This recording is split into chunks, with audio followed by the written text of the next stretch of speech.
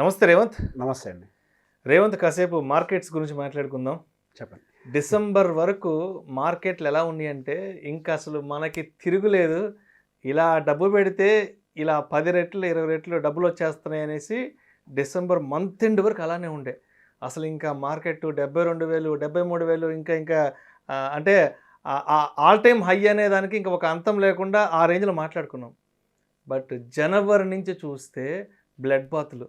ఏంటి మార్కెట్ల పరిస్థితి, ఇలానే ఉంటుందా, ఇంకా అసలు ముందుకెళ్ళే ఛాన్స్ ఉందా అంటూ కూడా జస్ట్ ఒక వారం 10 రోజుల్లో మొత్తం తలకిందులు అయిపోయింది. అంటే డిసెంబర్ మంత్ ఎండ్ వరకు కూడా ఆల్ టైమ్ హైలు, దలాల్ స్ట్రీట్ మొత్తం సందడిగా ఉండింది. జనవరి మొదలు అసలు మొత్తం కొలాప్స్. సో ఇంకోవైపు చూస్తే ఏమో అంటే ఇంటర్నేషనల్గా ఉన్నటువంటి కొన్ని ప్యానిక్ సిచ్యువేషన్స్, ఫియర్స్ అంతా కూడా సబ్సైడ్ అయిపోయినాయి అంటూ రకరకాల అపోహలు, సందేహాలు మార్కెట్ని మొత్తం చుట్టుముడుతున్నాయి. అండ్ నెక్స్ట్ ఎలక్షన్ ఫియర్ కూడా స్టార్ట్ అవబోతుంది. మేబీ రేపు బడ్జెట్ అనౌన్స్మెంట్ తర్వాత ఎలక్షన్కి సంబంధించిన కంప్లీట్ ప్రాసెస్ అంతా కూడా స్టార్ట్ అయిపోతుంది. ఏంటి మార్కెట్ని ఎలా చూడాలి అంటారు ఇంకొక వారం 10 రోజుల తర్వాత నుంచి? తాకట్టులో ఉన్న బంగారాన్ని విడిపించి ఆ రోజు ఆన్లైన్ రేటుకే మేము కొంటాం. Sharma gold company. సార్, ఇప్పుడు అది వారం 10 రోజులు అని కాదు, బేసిక్గా మార్కెట్ని చూసే విధానంలోనే కొంత సమస్య. మీరే చెప్పారు, వెనక్కి తిరిగి చూసుకోవాల్సిన అవసరం లేదు. ఆల్ టైమ్ హైస్ ప్రతిరోజు చేస్ చేసుకుంటూ వెళ్ళిపోతుంది. సో అది అంతం లేదు అన్నట్టుగా ఎక్కడికో వెళ్ళిపోతుంది మార్కెట్. 10 రూపాయలు పెడితే ఇమీడియట్ గా రిటర్న్స్ వస్తాయి. సో బేసిక్ గా ఇదంతా కూడా ఒక short term view. So market అనేది ఎప్పుడు కూడా ఒక షార్ట్ టర్మ్ వ్యూ మీద వర్కౌట్ అవ్వదు. న్యూస్ బేస్డ్ ఇవన్నీ కూడా న్యూస్ బేస్డ్ రియాక్షన్స్. కరెక్ట్ గా చెప్పాలి అని అంటే మనకి ఈ అక్టోబర్ నుంచి నవంబర్ నుంచి జరిగిందంతా కూడా న్యూస్ బేస్డ్ రియాక్షనే. మనకి వడ్డీ రేట్లు ఫెడ్ తగ్గిస్తుంది అని ఒక న్యూస్, దాంతో పాటుగా మనకి 5 స్టేట్ ఎలక్షన్స్ సెంట్రల్ గవర్నమెంట్ కి ఫేవరబుల్ 3 స్టేట్స్ రావడం, ఇదంతా జస్ట్ న్యూస్ బేస్డ్ హడావిడి.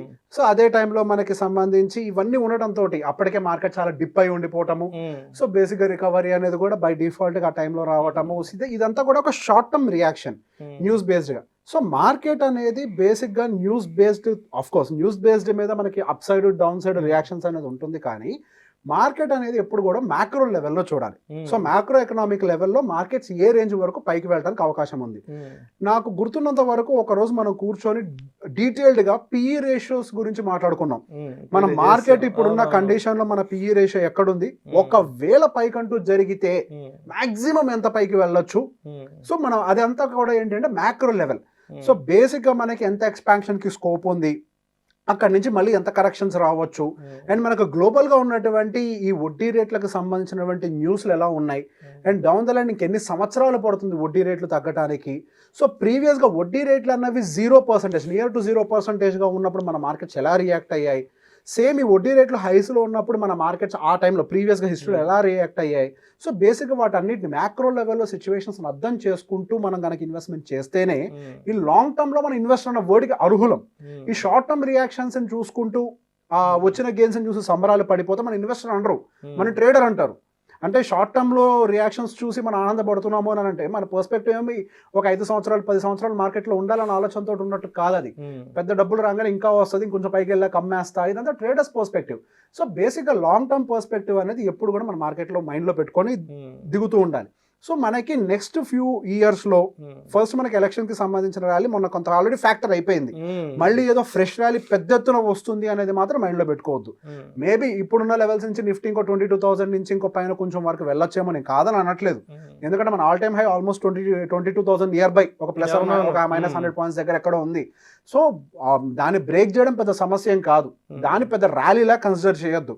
ఇన్ఫాక్ట్ ఇక్కడ నుంచి ఏదైనా గనక పైకి అప్ సైడ్ మూవ్మెంట్ వస్తే అదొక రివర్సల్ గా మాత్రమే నేను చూస్తాను. ఒక bounce back to it's original level ఎక్కడి నుంచి అయితే రిజెక్ట్ అయిందో. సో అక్కడికి వెళ్ళిన తర్వాత సహజంగానే ఇప్పుడు ఒక 4-5%, ఇంకో 3-4% పడ్డది కదా, ఇంకో 3-4% అప్ సైడ్ స్కోప్ ఉంటుంది వెళ్ళడానికి. దాన్ని ర్యాలీ కింద చూడటానికి అయితే అవకాశం లేదు. ఈ 3-4% కవరేజ్ అయ్యే లోపలే 99% మనకి ఎలక్షన్స్ కి సంబంధించిన ఫియర్ కూడా అయిపోతుంది. అంటే ఎలక్షన్స్ కి సంబంధించి దానికి సంబంధించిన ర్యాలీలన్నీ ఎండ్ అయిపోతాయి. నెక్స్ట్ ఓకే ఎలక్షన్ జరిగిపోతుంది. ఇప్పటి వరకు ఉన్న ఊపు ఎలక్షన్స్ తర్వాత మార్కెట్లో ఉంటుందా అని అంటే నా పర్స్పెక్టివ్లో ఆ యాక్సలరేషన్ ఉంటుంది. బేసిక్గా ఎలక్షన్ అనేది ఒక sentiment, it is a sentiment driven. So sentiment driven ఎంతకాలం ఉంటుంది?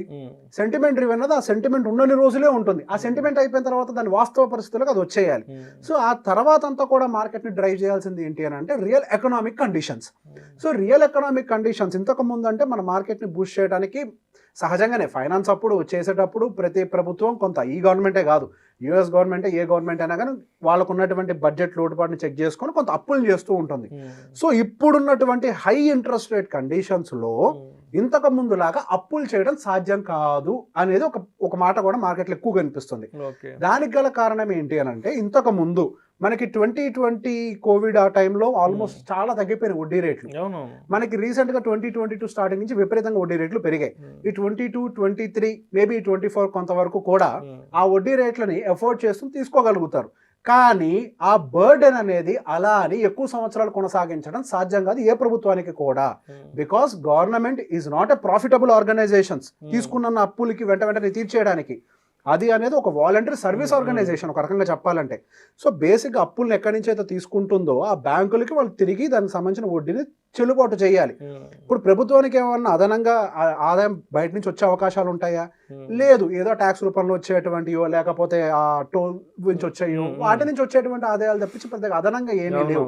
సో బర్డెన్ అనేది ఎక్కువగా బిల్డ్ అవుతూ వెళ్ళిపోతే వాళ్ళు దాని ఇంట్రెస్ట్ అండ్ అసలు పే చేయడం అనేది చాలా సమస్యగా మారుతుంది. సో దాన్ని దృష్టిలో పెట్టుకొని వాళ్ళు లోన్లు తీసుకోవడం అనేది కూడా తగ్గించడం మొదలు పెడతారు. సో దాని ఇంపాక్ట్ గోయింగ్ ఫర్దర్ ఇన్ఫ్రాస్ట్రక్చర్ మీద కొంత పడటానికి కూడా అవకాశం ఉంది.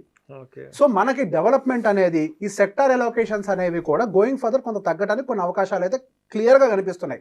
అది జస్ట్ ఇండియా అని చెప్పట్లేదండి, ప్రపంచవ్యాప్తంగా ఇదే పరిస్థితి ఉండడానికి అవకాశం ఉంది. మళ్ళీ ఎందుకు వడ్డీ రేట్లు తగ్గిస్తున్నారు కదా అని ఒక ఆర్గ్యుమెంట్ కూడా రావచ్చు. వడ్డీ రేట్లు ఇంతకు ముందులాగా 0% వెళ్ళడానికి ఎటువంటి అవకాశాలు లేవు అని చెప్పి మనకి యుఎస్ ఫెడ్ కూడా చెప్తోంది. సో బేసిక్ ఇంతకు ముందు 0%కి వెళ్ళినప్పుడు మీరు గమనిస్తే మనకి 2008 తర్వాత నుంచి మార్కెట్స్ హ్యూజ్ బుల్ రన్ చూసాయి. ఆ హ్యూజ్ బుల్ రన్ టైంలో మొత్తం కూడా 0% ఇంట్రెస్ట్ దగ్గర ఉన్నాయి వడ్డీ రేట్లు. సో ఆ టైంలో ఏం జరుగుతుంది? మీరు 10 రూపాయలు తీసుకొని అప్పు తీసుకొని బిజినెస్ చేస్తే దాని మీద రూపాయి వచ్చినా మీకు లాభమే. ఆ 10 రూపాయలు మీ కాదు బ్యాంక్ కూడా ఇచ్చినాయి, మీరు తిరిగి వాళ్ళకి ఏం కడతారు? 10 కడతారు. కానీ ఇప్పుడు ఏం జరుగుతుంది? మీరు ఆ 10కి పైన ఒక 6% ఇంట్రెస్ట్ వేసి తీసుకుంటున్నారు. సో బేసిక్గా మీ మార్జిన్స్ కూడా ఎఫెక్ట్ అవుతున్నాయి. అటు కార్పొరేట్ సెక్టర్ కి ప్రాబ్లం ఉంటుంది, అటు గవర్నమెంట్ కూడా వాళ్ళకి సంబంధించినటువంటి ఈ సెక్టర్ ఎలొకేషన్స్ కి కూడా డిఫికల్టీస్ ఫేస్ చేస్తుంటారు. సో అందరూ అనుకుంటూ ఉంటారు ఇంకో రకంగా కన్స్యూమర్ బిహేవియర్ అంటే ఈ కన్స్యూమర్ బేస్డ్ కంపెనీస్ ని డ్రైవ్ చేసేది పబ్లిక్ అని. బేసిక్ గా ఈ కన్స్యూమర్ బిహేవియర్ ని ఎక్కువగా కన్స్యూమర్ కంపెనీస్ ని ఎక్కువ డ్రైవ్ చేసేది గవర్నమెంట్ పాలసీస్. ఎప్పుడైతే ఎకనామిక్ గా ప్రాబ్లమ్స్ అని క్రియేట్ అవుతాయో ఫండ్ ఫ్లో అనేది బయటికి పెంచుతుంది గవర్నమెంట్ రకరకాల పథకాల పేరుతోటి వాటితోటి వీటితోటి. ఆ డబ్బులు బయటకు వచ్చినప్పుడే జనాల ఖర్చు కూడా పెరుగుతుంది. సో అవే మనకి కన్స్యూమర్ బేస్డ్ కంపెనీస్ కూడా ఇంప్రూవ్ చేసుకుంటూ వెళ్తాయి. మీరు గమనిస్తే పబ్లిక్ ఎప్పుడైనా మన యుఎస్ ని ఎగ్జాంపుల్ గా తీసుకోండి, ఇన్ఫ్లేషన్ ఎందుకు సూట్ అయింది? విపరీతంగా కొనుగోలు బిహేవియర్ వచ్చింది. ఎందుకు వచ్చింది? వాళ్ళ కోవిడ్ టైంలో విపరీతంగా డబ్బులు బయటికి పంప్ చేశారు. ఆ పంపింగ్ అనేది జరగటం వల్లనే ఇన్ఫాక్ట్ ప్రపంచం అంతా ఒక రకంగా బ్లేమ్ చేసింది, ఇది కేవలం యుఎస్ వల్లే జరిగింది, వాళ్ళు విపరీతంగా డబ్బులు బయటికి పంప్ చేశారు, దానివల్ల ఇన్ఫ్లేషన్ షూట్ అయింది అని. సో బేసిక్ గా డబ్బులు ఎక్కువగా పంప్ చేయడం వల్ల కన్స్యూమర్ బిహేవియర్ ఈ కన్స్యూమర్ కంపెనీస్ పైకి కూడా తీసుకెళ్తూ ఉంటాయి. So going further consumer based companies, infrastructure based companies అయి ఉండొచ్చు. సో ఇవన్నీ డౌన్ అయితే ఆటోమేటిక్ గా బ్యాంకింగ్ సెక్టర్ లో అంటే ఫైనాన్షియల్ సెక్టర్ లో కొంత ప్రెషర్ బిల్డ్ అవ్వచ్చు. సో బేసిక్ ఇవన్నీ కూడా ఈ ప్రెషర్ త్రూ అండర్గో అవుతూ ఉంటాయి. అలా అని చెప్పి మార్కెట్ పెరగదా అంటే పెరుగుద్ది. ఎంత పెరుగుద్ది అని అంటే ఇన్ఫ్లేషన్ ని మాత్రమే అడ్జస్ట్ చేస్తుంది.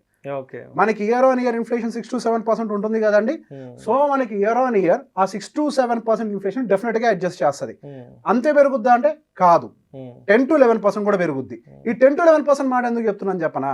మనకి గవర్నమెంట్ ఇచ్చే inflation data not just in India, ప్రపంచ వ్యాప్తంగా అవన్నీ మ్యానిపులేటెడ్ నెంబర్స్, అవన్నీ యాక్చువల్ ఇన్ఫ్లేషన్స్ కాదు. అది ఎవరికైనా తెలుసు.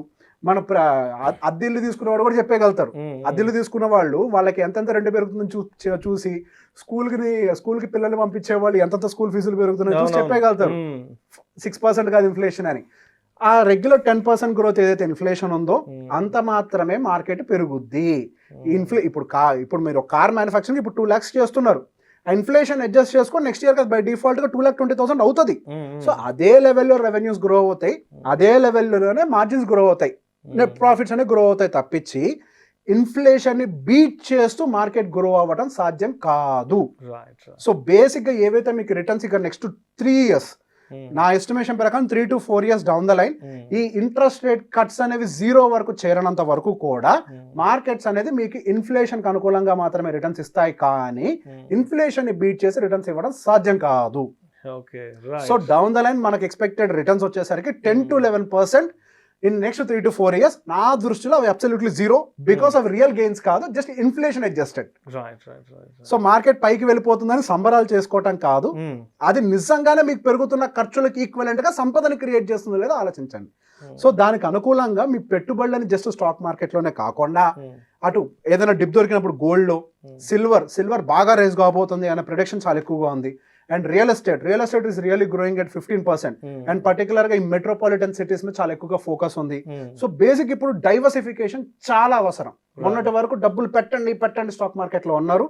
ఇప్పుడు నేను కూడా చెప్పాను ఇంతకు ముందు, ఇప్పుడు నేనే చెప్తున్నాను, diversification is really required among all the assets, not just in the stock market. అలానే ఎఫ్డీస్ లో కూడా కొంత పెట్టాల్సిన అవసరం ఇప్పుడు ఉండే అవకాశాలు ఉన్నాయి. అండ్ అలానే బాండ్స్, కార్పొరేట్ బాండ్స్ 9% ఇస్తాయి. కార్పొరేట్ బాండ్స్ లో కూడా కొంతవరకు పెట్టాలి, ఎఫ్డీస్ లో పెట్టాలి, రియల్ ఎస్టేట్ పెట్టాలి, గోల్డ్, సిల్వర్ అన్నిట్లో డైవర్సిఫై చేస్తేనే మనకి ఈ రొటేషన్, సెక్టర్ రొటేషన్ లో భాగంలో అయి ఉండొచ్చు, లేకపోతే XYZ వీటన్నిటిలో ఏవైతే ప్రాబ్లమ్స్ ఉంటాయో వాటి అన్నిటిని ఓవర్కమ్ చేసి అట్లీస్ట్ ఇన్ఫ్లేషన్ తోటి మీరు ఈక్వల్ గా ట్రావెల్ చేస్తారు. మొండిగా అలా పెడితే మాత్రం మీరు ఇన్ఫ్లేషన్ కూడా బీట్ చేయలేరు. So longer term time frame లో 3-4 సంవత్సరాలు you don't expect that you will beat the inflation. అది. Thank you so much Revanth. Thank you అండి. అండ్ నెక్స్ట్ ఎలక్షన్స్ తర్వాత మార్కెట్ అవుట్లుక్ ఎలా ఉంటుంది, మార్కెట్ సినారియో ఎలా ఉండబోతున్న అంశం గురించి చాలా చక్కగా మీ విశ్లేషణ తెలియజేశారు. Thank you so much sir. Thank you అండి.